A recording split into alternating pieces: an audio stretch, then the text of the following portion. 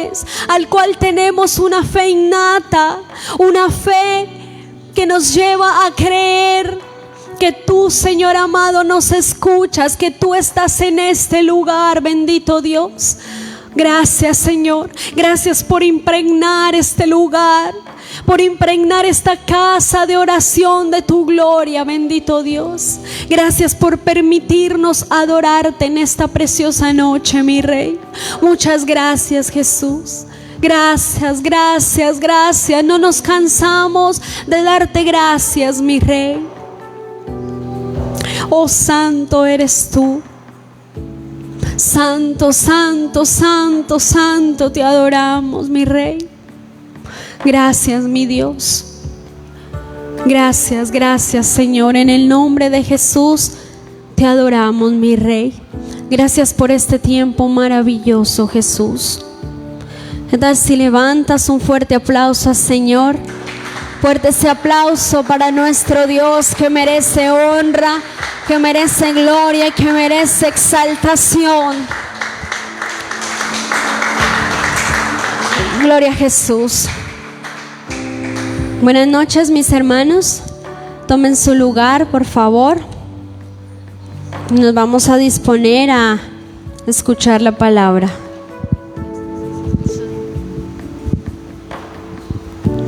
Gloria al Señor. Buenas noches. Dios les bendiga. ¿Ya saludó a alguien? Si Luis de pronto nos hace el favor, ahí nos prende esa lucecita, que los veo como en oscuridad, no sé. Eso. Sí, puedo ver el brillo de sus ojos. A los que están en casa, también buenas noches. El Señor les bendiga. Bueno, ahí hoy un tema muy interesante. Me gustan mucho las historias del Antiguo Testamento. Son enriquecedoras y a veces nos sacan de muchas dudas. Recuerden que cuando se trata de doctrina vamos al Nuevo Testamento, ¿no? Doctrina, lo que es la doctrina apostólica. Pero en el Antiguo Testamento es necesario escudriñar para poder tener claras muchas cosas, que sin el Antiguo Testamento no entenderíamos muchas cosas del Nuevo.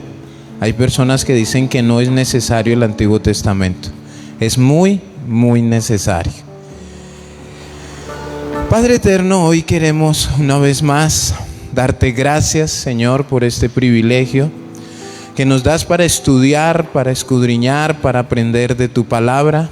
Gracias, Padre eterno, por que tú estás en medio de las alabanzas de tu pueblo. Esta es tu voluntad, que nos llenemos de tu palabra, que nos alimentemos, Padre eterno, y poder ponerla por obra, poder practicarla diariamente. Señor, que nuestras vidas sean esa ofrenda de olor fragante para ti, que nuestro corazón venga dispuesto, venga hambriento de ti, de tu palabra, Señor, para seguir cambiando todas esas cosas que pueden estar mal en nuestras vidas, prácticas cerradas, equivocadas, Señor, porque el único anhelo que tenemos es hacer tu voluntad. Queremos obedecerte, queremos rendirnos delante de ti en obediencia total, Señor. Padre, disponemos nuestras vidas. Yo oro por cada corazón, cada alma que se encuentra aquí reunida, cada una de las que se va conectando a la transmisión, Señor, allí en sus hogares. Te pido en el nombre de Jesús que les bendigas, te pido que les ministres, te pido que hables a sus corazones también allí en el calor de sus hogares, Padre eterno. La gloria y la honra sean para ti, en el nombre de Jesús. Amén. Vamos a ir a 2 de Samuel. El título del mensaje es Un ayuno incorrecto. Vamos a mirar a alguien que practicó un ayuno incorrecto, que pensó, que quiso de pronto a su manera hacerlo, quiso tocar el corazón del Señor y pues lógicamente no lo logró. Hay algo que es muy confrontante cuando un cristiano medio entiende a Dios es confrontante la soberanía de Dios. Cuando miramos y hablamos de la soberanía de Dios, ahí nos surgen 150 ¿por qué? ¿Por qué esto? ¿Por qué aquello? ¿Por qué? Y aquí vamos a mirar un porqué de su soberanía que pues vamos a dejar que el Espíritu Santo llene ese vacío. Porque de alguna manera es su soberanía. Y Él dispone, si usted hace una maqueta de muñequitos de plastilina y de icopor, usted fue el que hizo su maqueta, usted es el dueño de su maqueta y usted dispone cuando quiera de su maqueta, ¿cierto? Usted la bota en el momento que quiera. Y usted mueve los muñequitos a la hora que quiera y hace con ellos lo que quiera. Bueno, haga de cuenta que nosotros somos la maqueta de Dios. Y Él mueve y hace con nosotros como quiera. Y a veces tiene que ser duro. Y es lo que no tenemos que buscar de Dios. Porque la desobediencia del ser humano es algo que trae consecuencias difíciles. Segunda de Samuel 12, versículo 13 en adelante. Dice, entonces dijo David a Natán, porque contra Jehová, pequé contra Jehová. Y Natán dijo a David, también Jehová ha remitido tu pecado, no morirás. Mas por cuanto con este asunto hiciste blasfemar a los enemigos de Jehová, el hijo que te ha nacido ciertamente morirá. Y Natán se volvió a su casa. Y Jehová hirió al niño que la mujer de Urías había dado a David, y enfermó gravemente. Entonces David rogó a Dios por el niño, y ayunó David, y entró y pasó la noche acostado en tierra. Y se levantaron los ancianos de su casa, y fueron a él para hacerlo levantar de la tierra. Mas él no quiso, ni comió con ellos pan. Y al séptimo día murió el niño, y temían los siervos de David hacerle saber que el niño había muerto, diciendo entre sí, cuando el niño aún vivía, le hablábamos, y no quería oír nuestra voz. ¿Cuánto más se afligirá si le decimos que el niño ha muerto? Mas David, viendo sus siervos hablar entre sí, entendió que el niño había muerto. Por lo que dijo David a sus siervos, ¿ha muerto el niño? Y ellos respondieron, ha muerto.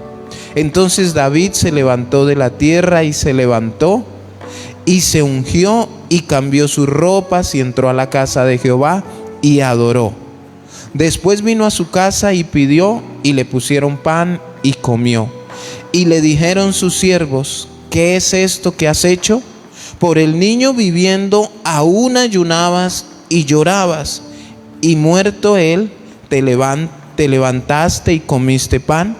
Y él respondió, viviendo aún el niño yo ayunaba y lloraba, diciendo, ¿quién sabe si Dios tendrá compasión de mí y vivirá el niño? Mas ahora que ha muerto, ¿para qué he de ayunar? ¿Podré yo hacerle volver? Yo voy a él, mas él no volverá a mí. Amén. En muchas ocasiones, equivocarse es bueno. A veces errar, a veces tropezarse es bueno. ¿Por qué o para qué? Para aprender de las consecuencias de los errores. No del error, sino de las consecuencias. Lo que nos estremece son los errores. Muchos de nosotros conocemos el contexto de toda esta historia, ¿no? Estaba David en su castillo, era tiempo de guerra, no quiso ir a la guerra, se estaba paseando en el terrado, vio una mujer muy bonita, la mandó a traer, se acostó con ella, la hizo báñese y váyase. Ella quedó embarazada. Para no meterse en problemas con el esposo, que era Urías, entonces lo mandó traer a ver si lo emborrachó, a ver si que se acostara con su esposa para que ella le pudiera decir es suyo. Bueno, como Urías era un hombre de esos firmes, no fue a su casa, no David no logró el cometido, entonces lo mandó otra vez para la guerra. Habló con el general, le mandó razón, dijo: coloque a Urías en lo más recio de la batalla para que lo mate. Y él murió, Urías murió.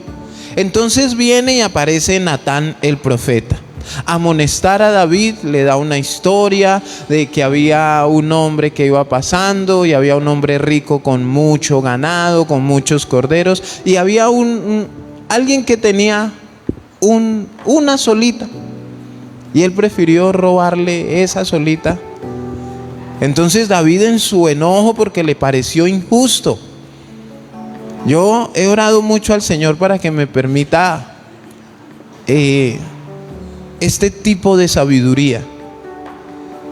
¿Por qué? Porque a veces nosotros no queremos entender y decimos: no, pero yo no le veo nada de malo. David hasta aquí no le parecía nada de malo lo que había hecho. Pero entonces le cuentan esta historia y él se enfurece y dice: ¿quién fue? El que hizo eso debe morir. Entonces el profeta le dice: bueno, ese fuiste tú.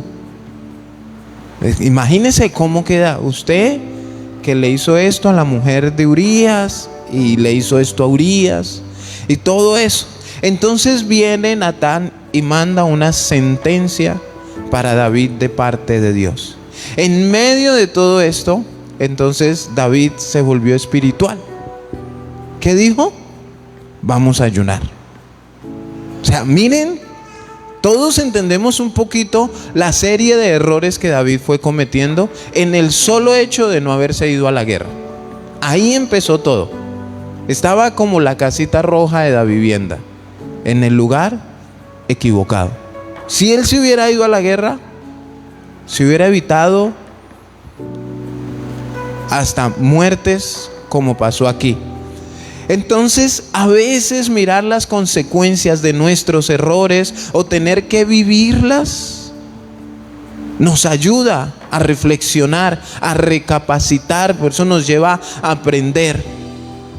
Pero escúchenme bien, cuando lo reconocemos en su momento, cuando entendemos que nos equivocamos, muchas veces el desespero por muchas situaciones que se presentan nos llevan a torcer la fe, a torcer la palabra de Dios, a torcer y a desviar las prácticas cristianas. Empezamos a moverlas a nuestro acomodo, a nuestra conveniencia, a mirar el desespero después de haber cometido un error. Yo no sé si David en su momento dijo: oiga, si me hubiera ido a la guerra, me hubiera evitado todo esto. ¿Cuántos en algún momento hemos tenido situaciones donde miramos atrás y decimos: oiga, si me hubiera quedado en mi casa, o si hubiera salido, me hubiera ido para el colegio, hubiera ido a lo que tenía que hacer, me hubiera evitado tantas cosas? Esto le pasó a David. Las torcemos, acomodamos a nuestra manera, a nuestro parecer. ¿Por qué? Porque es tal el desespero y queremos un beneficio, necesitamos un beneficio. Después de haber cometido errores, o de pronto no fue un error, pero hay una necesidad que nos lleva al desespero. A muchos les pasa esto. ¿Y qué hace usted cuando está desesperado, cuando viene una preocupación? ¿Cuántos hemos visto una madre preocupada por su niño enfermo? A veces no les importa, yo no sé, hasta su fuerza les aumenta para cargarlos, para salir corriendo. Y nosotros los cristianos no debemos dejarnos dominar de la preocupación de las cosas, porque esto es lo que a veces pasa. Querer torcer las cosas para beneficiarnos. Entonces, versículo 13, dijo David a Natán: pequé contra Jehová. Esto es, mire, este es uno de los ingredientes principales en la vida cristiana. Reconocer que hemos pecado. Esto es lo primordial, hermanos. En cualquier situación, reconocer: Viene Natán y lo confronta y claro, David entiende. Y mire cómo dice, pequé contra Jehová. Pecó. Y Natán dijo a David, también Jehová ha remitido tu pecado, no morirás. ¿Cuál es la paga del pecado? La muerte. Y en el Antiguo Testamento no era esperar a ver cuándo se moría. En el Antiguo Testamento era que lo llevaban directamente a darle, a apedrearlos. No habían situaciones que de pronto podían presentarse. Hay que esperar a ver. No, ya Natán le dice, bueno, ya el Señor ha remitido tu pecado. Entonces, David se arrepiente de su pecado y lo hace de corazón. Esto hay que tenerlo en cuenta. Dios lo perdona. Le dice Natán, no morirás. Pero viene lo difícil, que esto es lo que a veces no queremos aceptar nosotros. Asumir las consecuencias de nuestros actos. Claro, Dios nos perdona, pero muchas veces esto nos enseña. Nos enseña el que aunque Dios me perdone, yo debo asumir las consecuencias de lo que hice. O sea, si hay una persona, un violador o un ladrón, y se arrepiente, se acerca a Dios y se arrepiente, pero la policía lo está buscando y tiene una orden de captura, tiene que asumir sus consecuencias. O sea, Dios lo perdona, pero recuerden que nosotros debemos sujetarnos a nuestras autoridades terrenales. Pero aquí el problema de David era directamente con Dios. Debía ser castigado en vida por todo lo que había hecho. ¿Para qué? ¿O por qué? Para no ser juzgado con el mundo. A veces esto no se entiende. Miremos 1 Corintios 11:32. 1 Corintios capítulo 11, versículo 32. Dice la palabra: mas siendo juzgados, somos castigados por el Señor. ¿Para qué? Dice, para que no seamos condenados con el mundo. Entonces, ¿qué pasa? Dios está pendiente de su iglesia, Dios está pendiente de ti y de mí. Y en todo momento Dios está juzgándonos, mirando que hicimos bien, que hicimos mal. Y si Él debe tomar cartas en el asunto sobre algo que hicimos, Él prefiere hacerlo. ¿Para qué? Para que no seamos juzgados con el mundo en su momento. O alguno quiere ser juzgado con el mundo. Esto es lo que el Señor quiere evitarnos a nosotros. Esto es como si su hijo va perdiendo el año. ¿Cuántos toman cartas en el asunto? Todos, ¿cierto? Mira, mi mamá me decía, vaya y dígale al profesor que le deje unos trabajos o algo para recuperar. ¿Por qué? Para que al final no tuviéramos que vivir consecuencias donde ya no había solución. Entonces es mejor la disciplina, la corrección a tiempo. Y esto era lo que estaba viviendo David. Versículo 14: mas por cuanto con este asunto hiciste blasfemar a los enemigos de Jehová, el hijo que te ha nacido ciertamente morirá.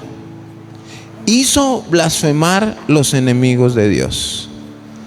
Yo no sé cuántas veces de pronto nosotros hemos hecho blasfemar los enemigos de Dios contra Dios, porque hablamos, porque decimos, porque hemos hecho.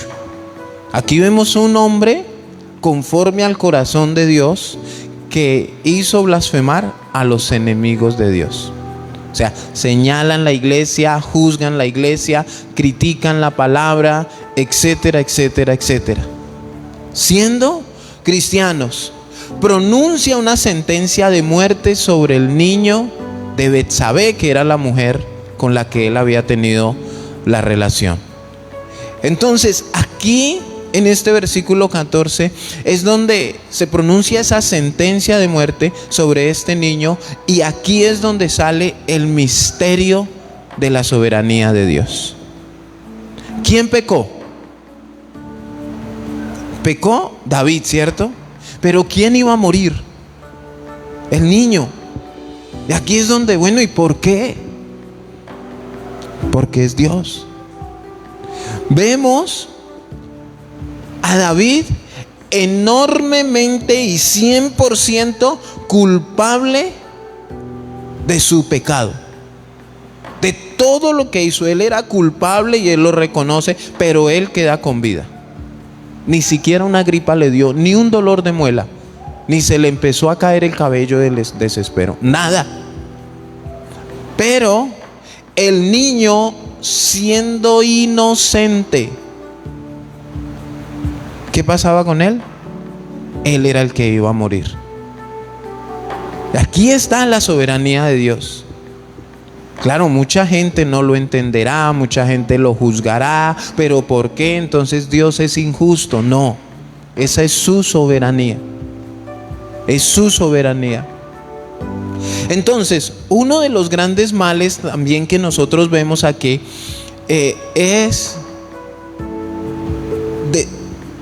está el pecado, pero está la consecuencia del pecado.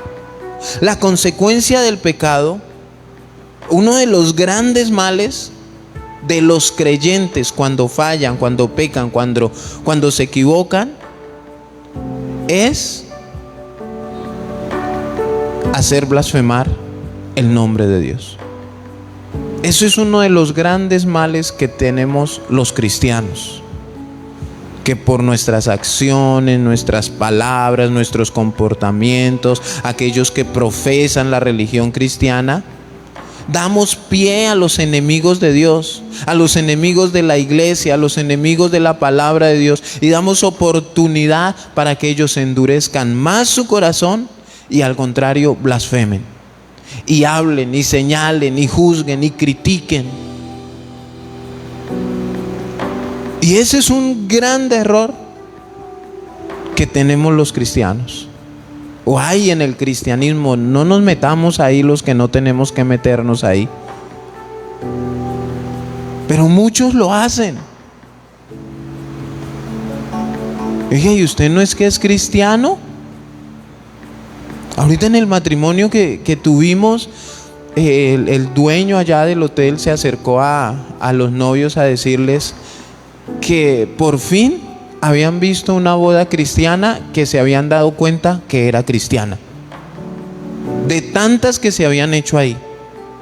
Dijo, por fin. Y eso, que ellos colocaron una canción ahí por la letra que querían dedicarse, pero dijeron, por fin vemos que verdaderamente una ceremonia cristiana no se pasaron de lo que se tenían que pasar. Entonces miren cómo dejamos el nombre de la iglesia, el nombre de Dios, por el piso, por 2-3 horas pero al otro día, aleluya, aleluya. Entonces debemos tener cuidado con esto. Entonces miremos Romanos 2:24, donde nos habla de que el nombre de Dios es blasfemado. Romanos 2, capítulo 2, versículo 24.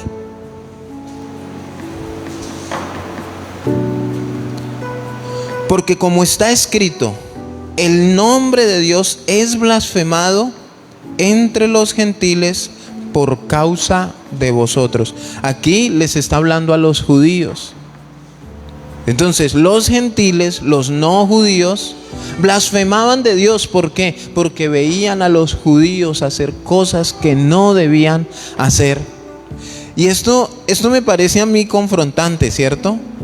Porque, o sea que el mundo sabe qué debemos y qué no debemos hacer como cristianos, ¿cierto? Porque si nos critican por algo, es porque ellos saben.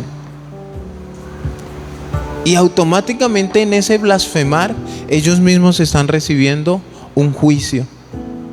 Porque el Señor les está diciendo, o sea que usted ya sabe. Si usted está criticando a un cristiano porque lo ve tomando, eso quiere decir que usted sabe que tomar, emborracharse, es pecado. Y por eso, ¿has escuchado el dicho que dice que el pescado muere por su propia boca? ¿Quién se lo dijo? ¿Quién se lo predicó? ¿A dónde lo escuchó? ¿A dónde lo leyó?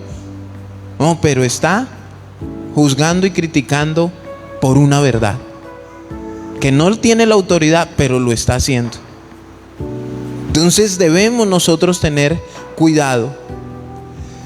Hay algo que sucede aquí, y esto lo coloqué yo en un paréntesis porque lo estaba leyendo y me pareció importante por el conocimiento. Es muy probable que David llamó a uno de sus hijos Natán. Él tuvo varios hijos y a uno le puso Natán por el profeta que fue a darle su sentencia. Este Natán, el hijo de David, en Primera de Crónicas 3:5 nos damos cuenta que fue a través de Natán, el hijo de David, fue a través de este hijo que precisamente Dios permitió de la descendencia de David el gran profeta, salvador, maestro y sacerdote que es nuestro Salvador Jesús. O sea, del hijo Natán, de él fue la descendencia. Ahí miramos, si nosotros miramos en el libro de Primera de Crónicas 3:5.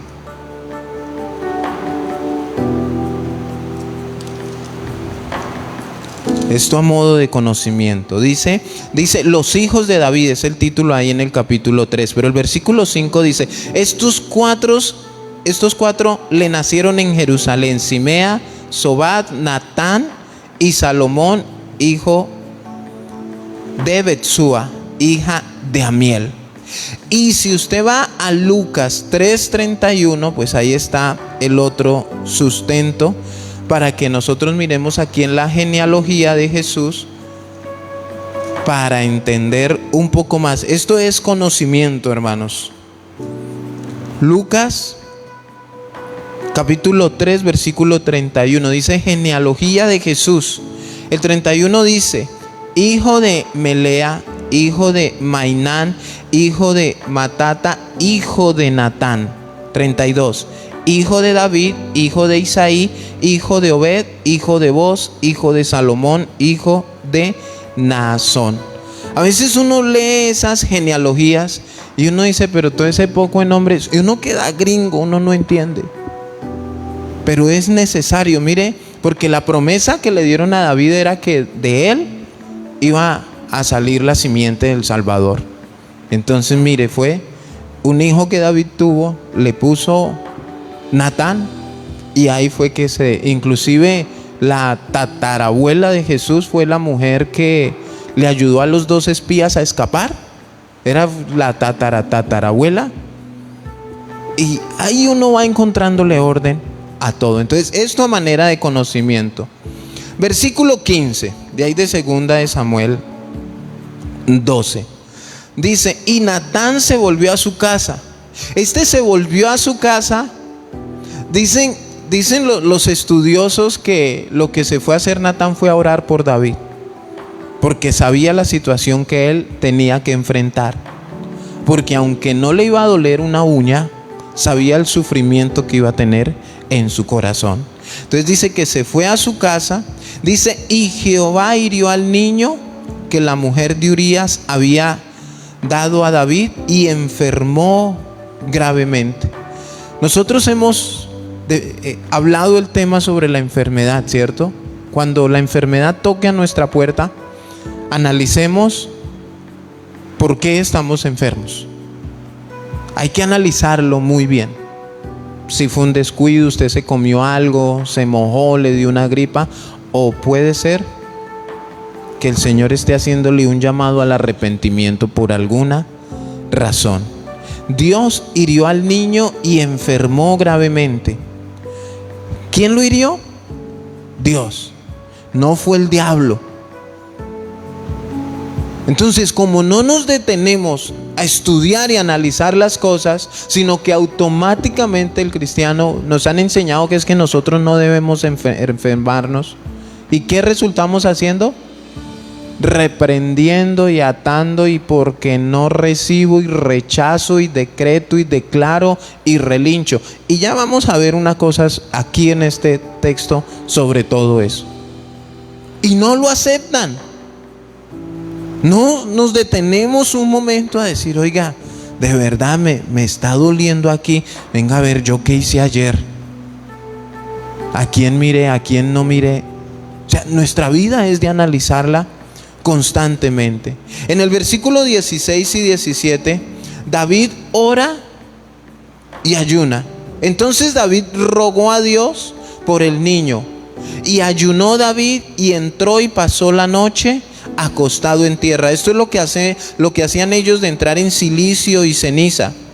Y se levantaron los ancianos de su casa y fueron a él para hacerlo levantar de la tierra, mas él no quiso, ni comió con ellos pan. David ora y ayuna por el niño. Y miren lo que dice el 22, ¿por qué lo hace?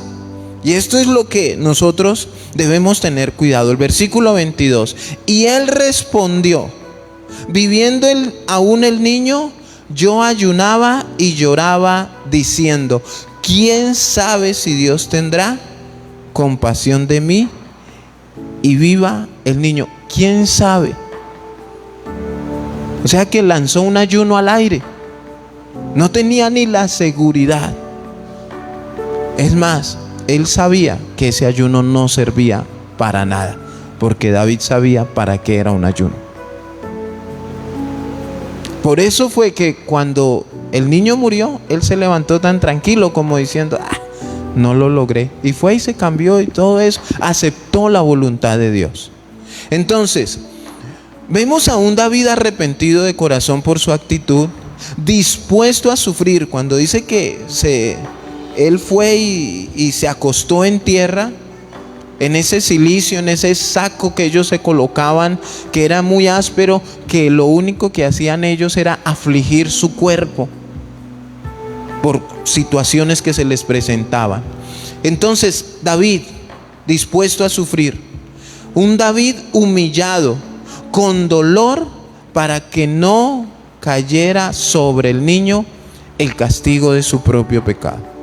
¿Cómo se sentiría usted? Piense un momento, que por su culpa otro recibiera lo que usted necesita. Recordemos que hay personajes en la Biblia que son tipo de Jesús. Jesús murió por nosotros, por nuestra consecuencia. Y aquí vemos algo así. Vemos al niño muriendo por el pecado de otro.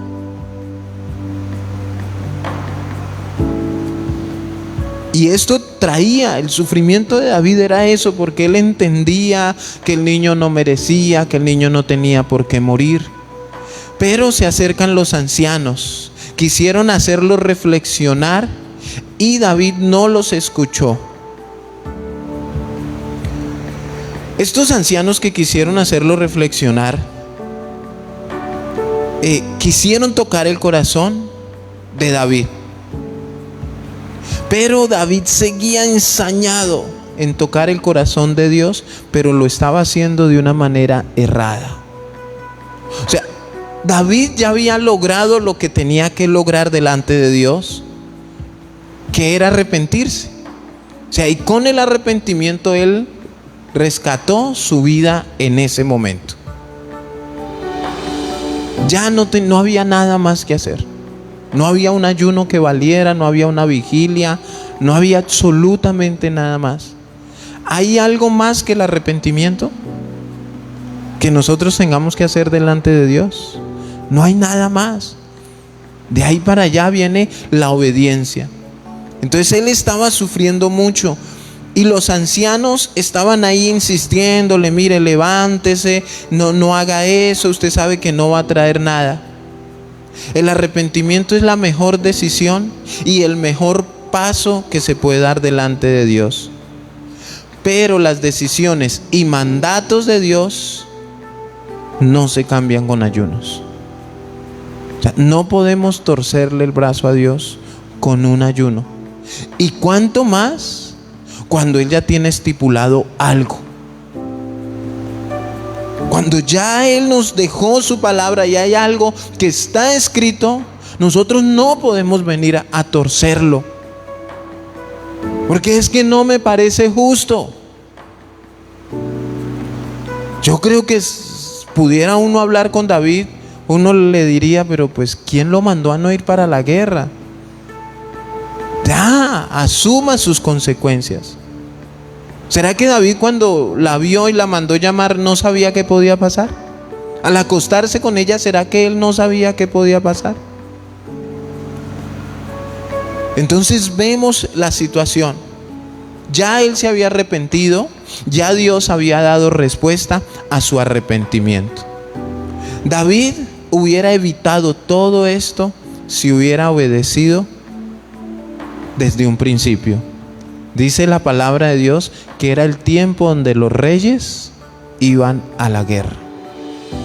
Y aquí, cuando uno se aprovecha de la autoridad que Dios da, vienen las consecuencias. Entonces, ¿qué pasaba aquí?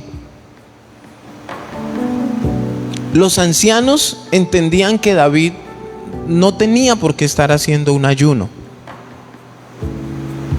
¿Por qué? Porque si Dios ya le había mandado una sentencia a David, ¿el niño qué iba a pasar con el niño? Iba a morir. El ayuno no venía para que el niño no muriera. El ayuno venía después de que el niño muriera. ¿Por qué?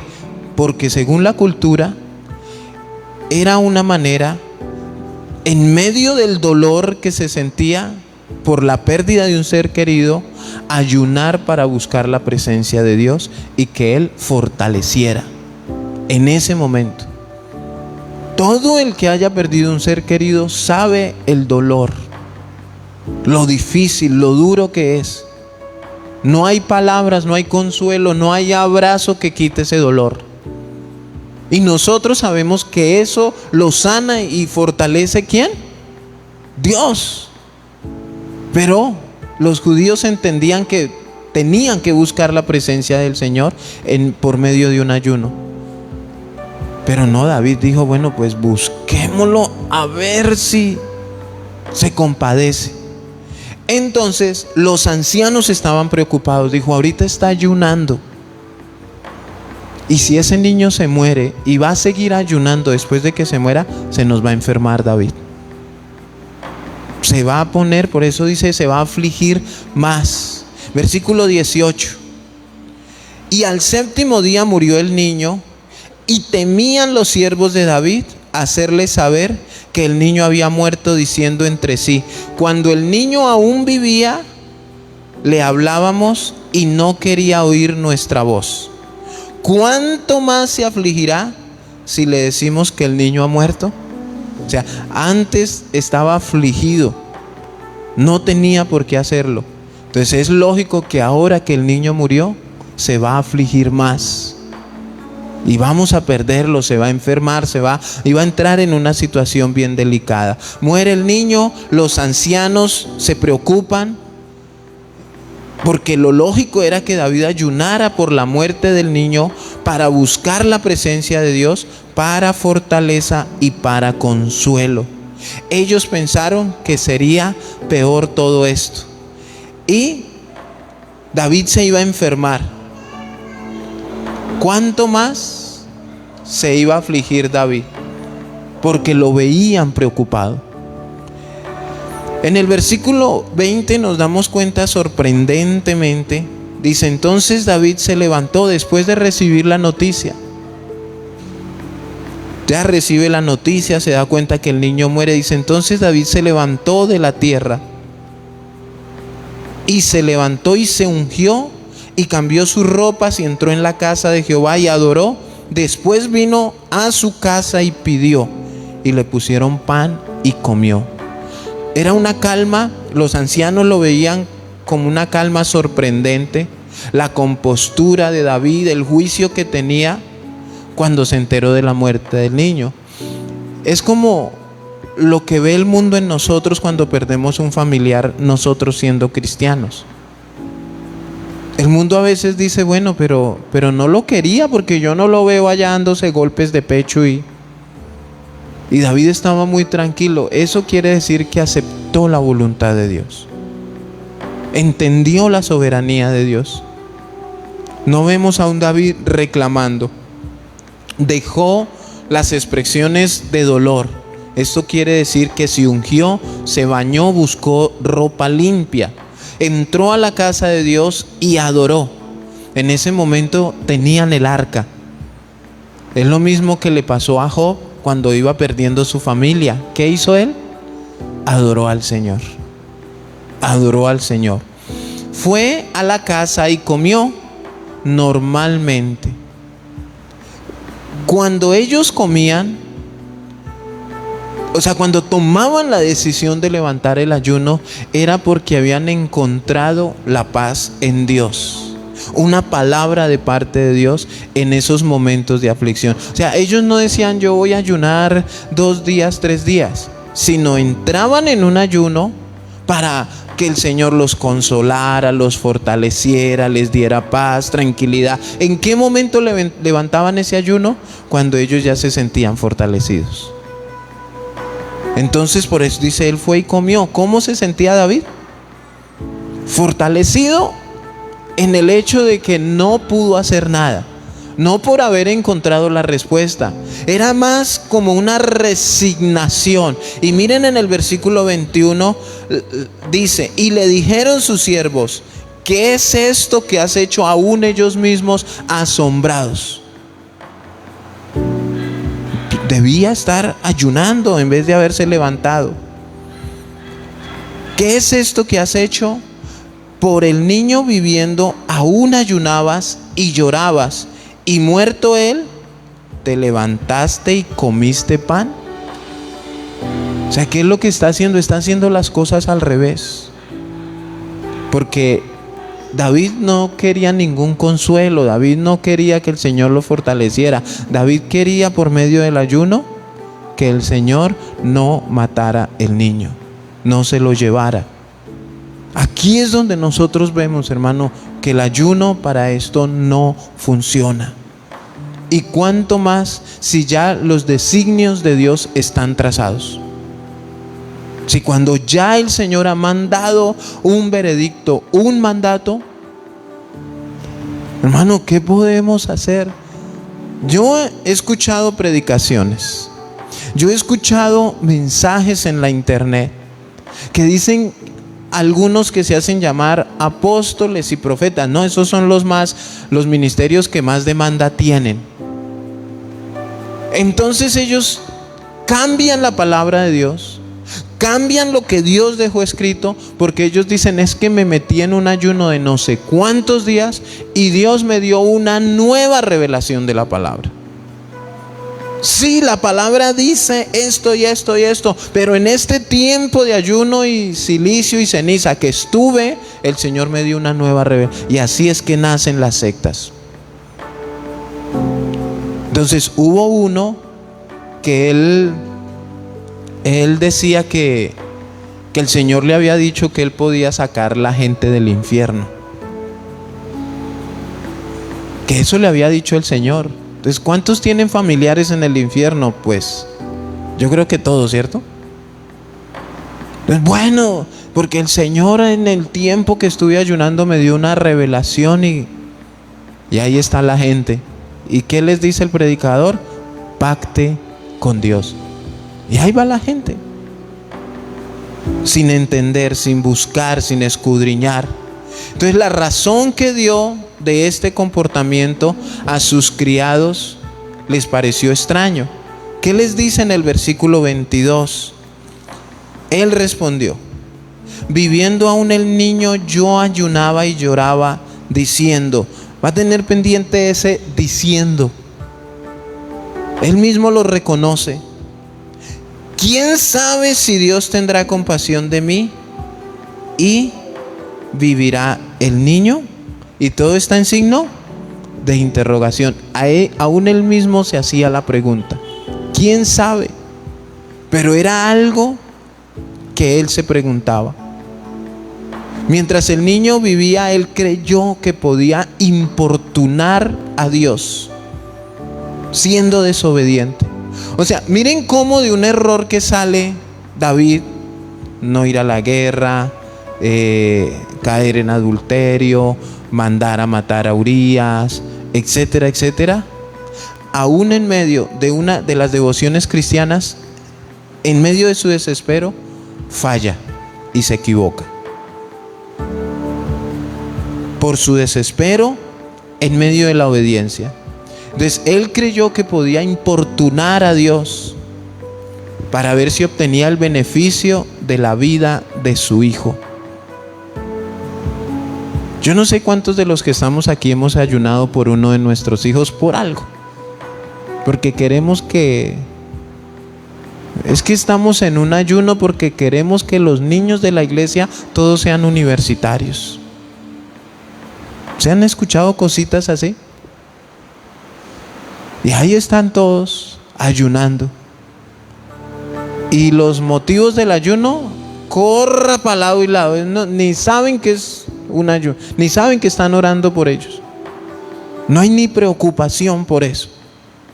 Y esa era la intención de David.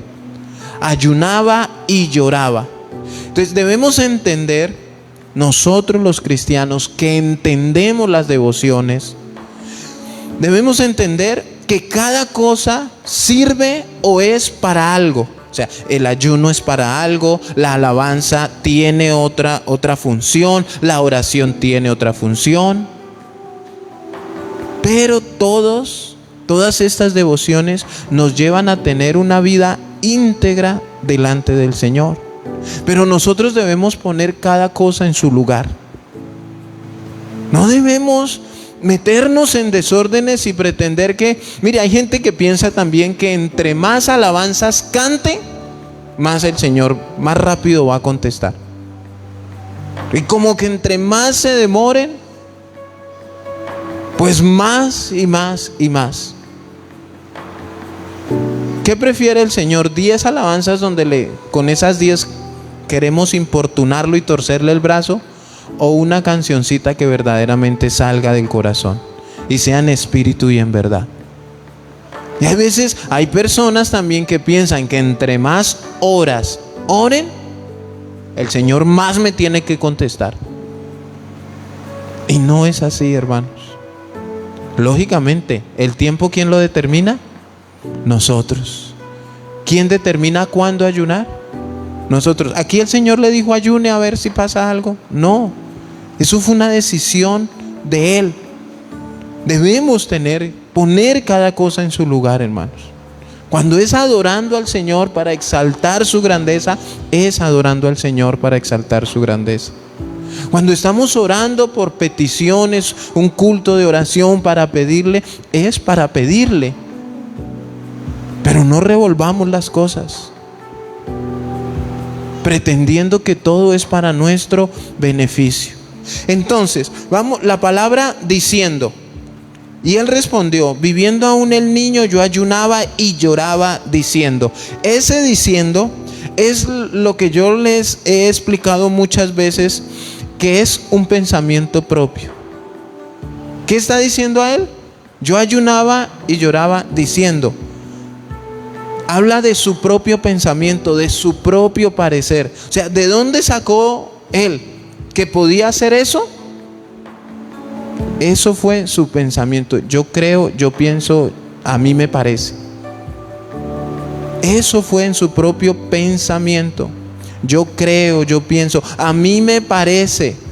Y esta palabra diciendo habla de ir en contra de.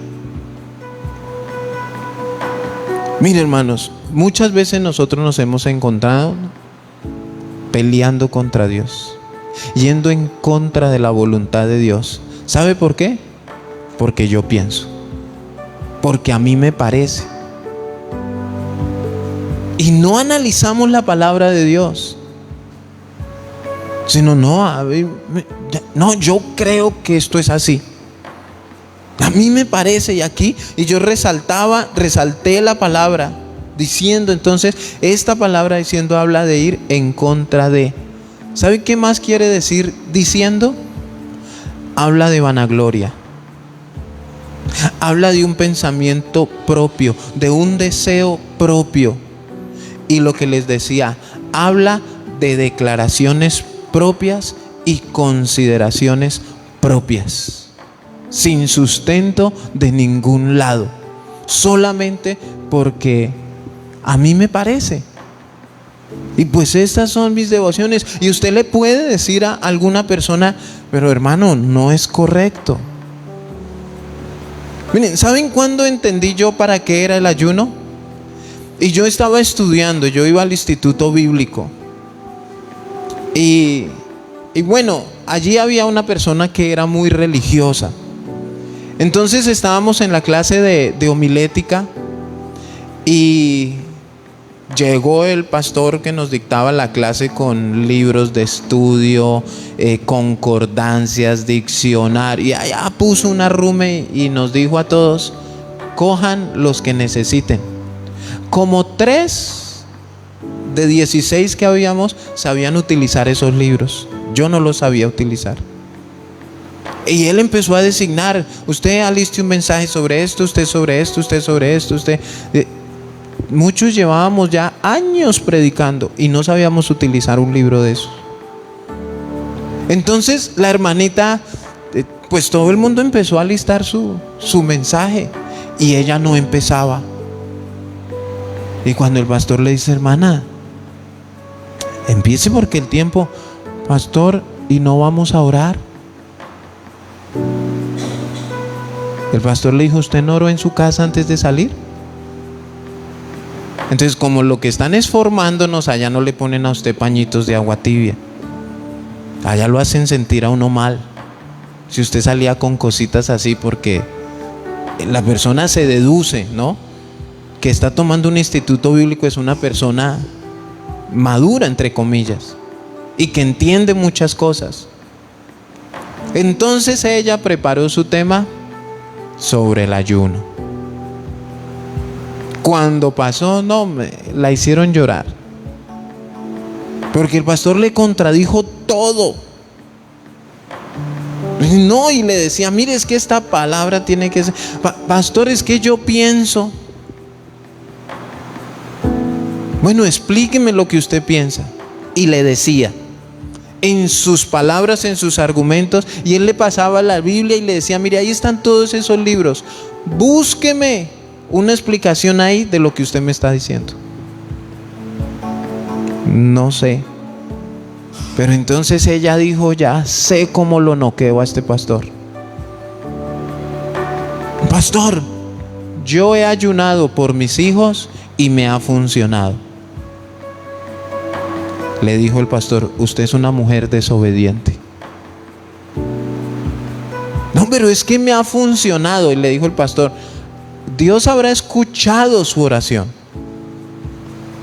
Y él le dijo, y yo le aprendí esa frase, le dijo: aguante hambre, a ver si su hijo es el que se adelgaza. Si usted es el que está en el ayuno, es usted el que es fortalecido espiritualmente. Claro, nuestra oración afecta a otros. Pero entonces ella solo sacó sus argumentos sin ni un sustento bíblico, diciendo, pensando. Entonces ahí en medio de los ayunos es donde la gente empieza en yo declaro y yo decreto que eso es mío, yo declaro y yo decreto que se sana, yo declaro y yo decreto que es libre. Todo en contra de la voluntad de Dios, diciendo. Nosotros debemos tener cuidado con lo que decimos, hermanos. Debe estar escrito, que no sea nuestro parecer, que no sea ese ir en contra de, porque ese es uno de los grandes errores. Entonces, añade en el versículo 23, dice: mas ahora que ha muerto, ¿para qué he de ayunar? ya me resigno, ya perdí, no hubo respuesta, no hay más que hacer. Ya se murió. De alguna manera él entendió y aceptó la voluntad de Dios. Pero miren todo lo que tuvo que pasar por desobediente. Con el niño muerto, ¿para qué ayuno? No sirvió estando vivo, no va a servir ayunar ahora que está muerto. Ahí nos damos cuenta cómo él entendía para qué servía un ayuno. O sea, ¿para qué ayunamos si? ¿Será que Dios no tenía el poder para sacarlo de los muertos en su soberanía? Pero él entendía que ya no iba a gastar más en ese sentido. Reconoce que él no puede hacer volver al niño. Quedó satisfecho con los designios de Dios, tuvo que aceptarlos. Y nosotros también debemos entender que nadie puede hacer volver de los muertos a nadie. El único que tuvo esa victoria, ese poder, esa autoridad, ¿quién es? Jesús. Ay, pero Lázaro también. ¿Pero quién lo trajo? Jesús. Hermano, un ayuno fallido. 7 días, porque eso fue lo que demoró el niño en morir. Y él fue en cilicio y ceniza y se tiró en tierra y lloraba, hermanos. ¿Cuántos hemos perdido tiempo en devociones de una manera errada? Porque no estoy diciendo que no se debe ayunar, estoy diciendo que se debe hacer correctamente. Entender para qué es. Claro, muchos no tenemos culpa, porque así nos enseñaron. Así nos enseñaron y así lo practicábamos. Es que estoy haciendo un ayuno porque voy a llevar una hoja de vida. Estoy haciendo un ayuno para que me llamen de esta empresa. Estoy haciendo un ayuno para que Dios me ponga mi idónea. Estoy haciendo un ayuno porque es que quiero que me aumenten el sueldo. Estoy haciendo un ayuno. Todo lo que les he dicho yo lo hice. Yo lo hice, hermanos. Todo por ignorancia, por falta de conocimiento. Y me parecía más fácil eso, pues hacer un ayuno en la comodidad de mi casa, que salir a tocar puertas, a buscar trabajo, o portarme bien en el trabajo para que no me echaran. ¿Qué hubiera librado a David de todo esto? La obediencia al Señor. La esencia. Si él hubiera sido un hombre obediente, hubiera evitado todo esto. Colóquese sobre sus pies, por favor.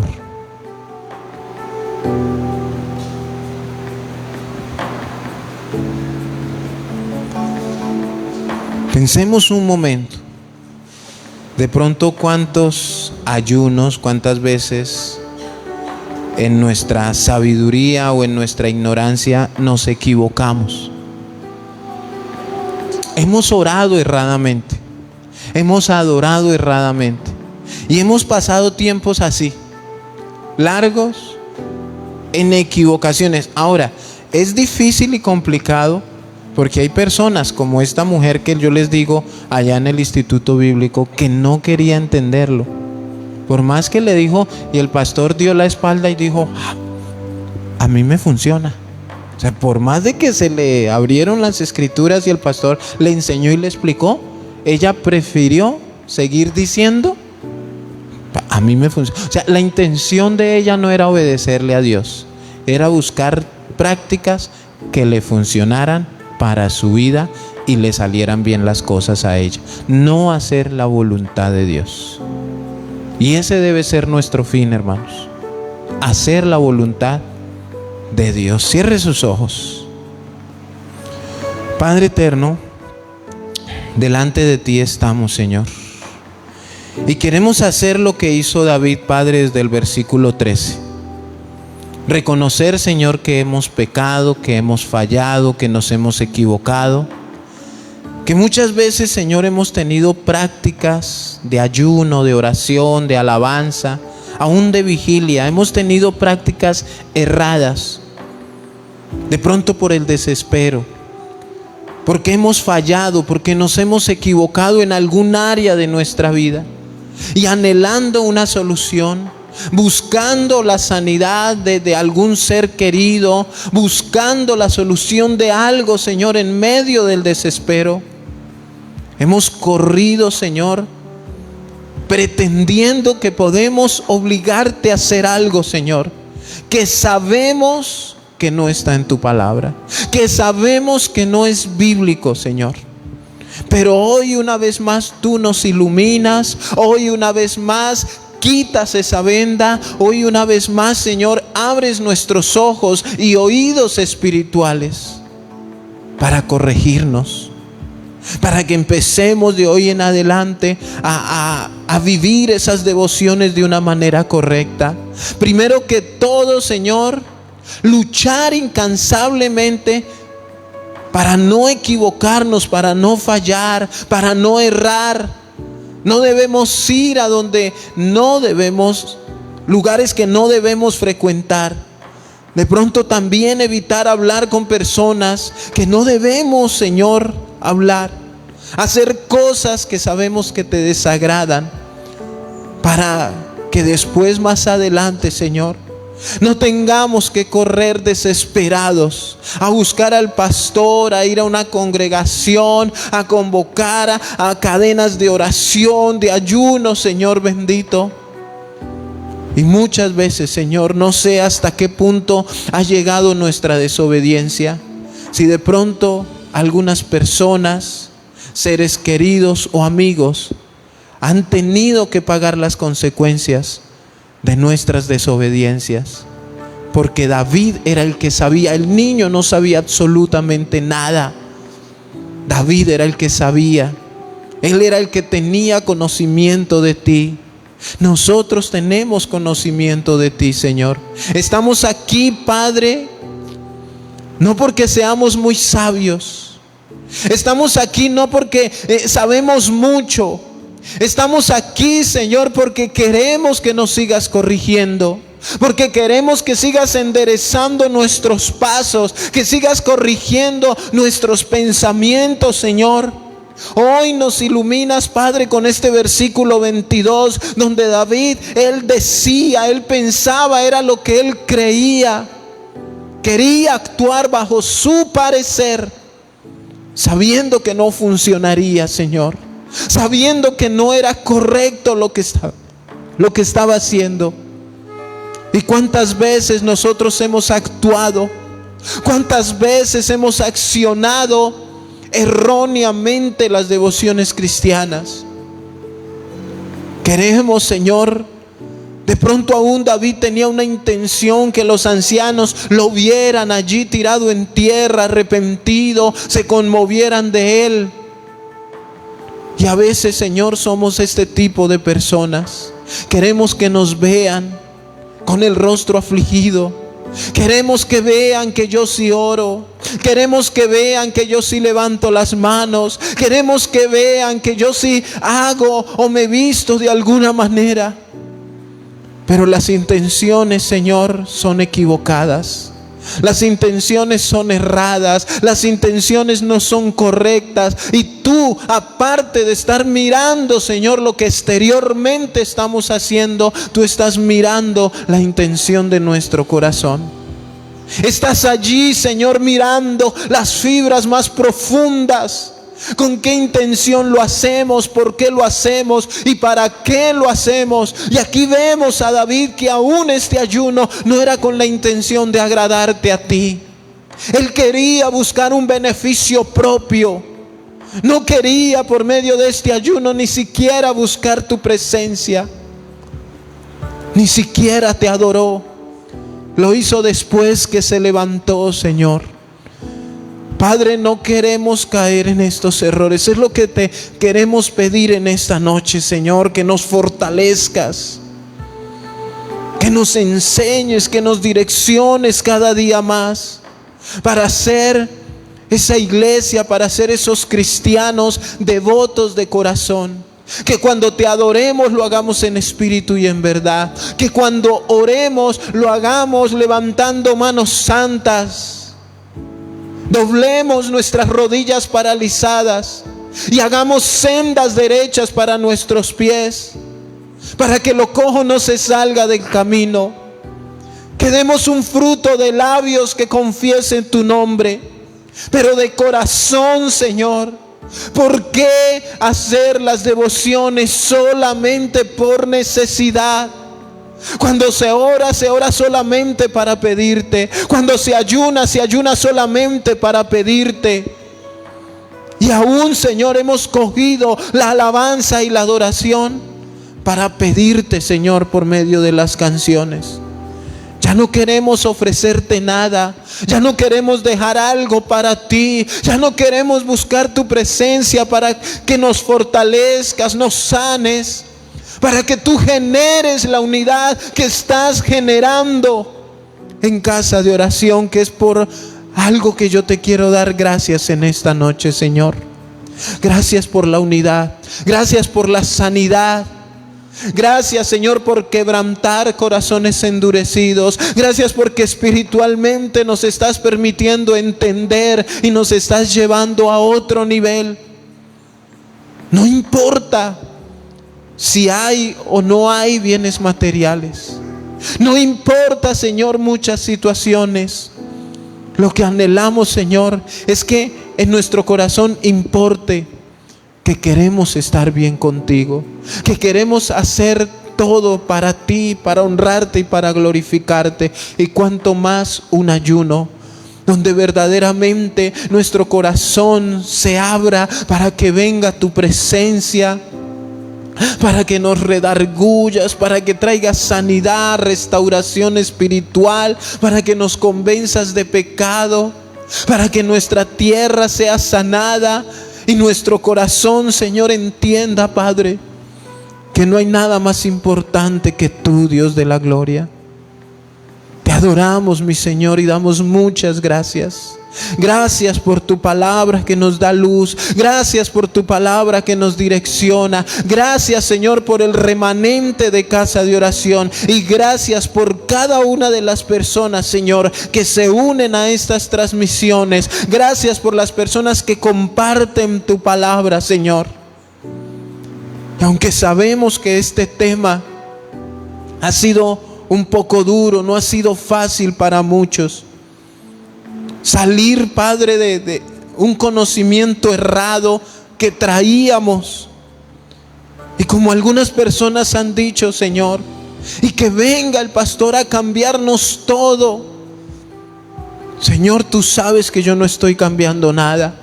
Yo estoy enseñando lo que tú dejaste en tu palabra. Eres tú el que quieres cambiar su manera de pensar, su manera de actuar, derribar esas fortalezas cerradas para que sea tu palabra la que dirija nuestras vidas. Que cuando nos congreguemos lo hagamos correctamente. Que cuando oremos, cuando ayunemos, lo hagamos de la manera correcta, para honrarte y glorificarte, bendito Dios. Te adoramos, mi Señor, te adoramos y te damos toda la gloria y toda la honra en esta noche, en el nombre poderoso de Jesús. Amén y amén. Dele un aplauso al Señor.